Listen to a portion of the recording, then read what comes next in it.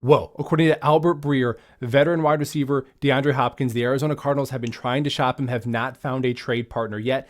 And per Albert Breer, there is a really good chance he is straight up released, becoming a free agent. And if he is, he goes right to the top of the list, in my opinion, of Jets free agent targets, particularly the top of the list of the wide receiver plans, ahead of keeping Corey Davis and ahead of signing Odell Beckham Jr., no doubt about it. Let's look back at the three most recent years of production from these three different players, starting with the guy who's already here, Corey Davis. The last 3 seasons, 2 with the Jets, 1 with the Titans, Corey Davis has played 31 games, catching 62% of his targets, 53 yards per game. Respectable.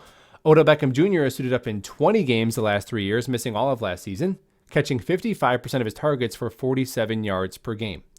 And DeAndre Hopkins has suited up for 35 games in the last 3 years, catching a really impressive 68% of his passes for 74 yards per game.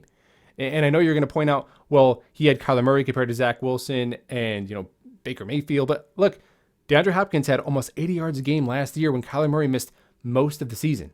He is more available than the other two, and he's better than the other two. And he's the same age as Odell Beckham Jr. And unlike Odell, Hopkins, he's not perfect. He's got some baggage. He's got an injury and a PED the last 2 years. But before that, he had 8 straight seasons of starting at least 15 games. So I have more faith in his long-term availability than both of these guys, and he's better than both of them.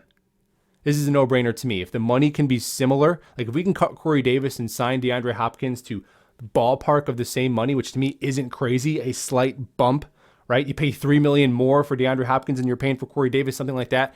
No brainer. Aaron Rodgers throwing to Garrett Wilson, DeAndre Hopkins, Allen Lazard, and Mecole Hardman. Let's freaking go.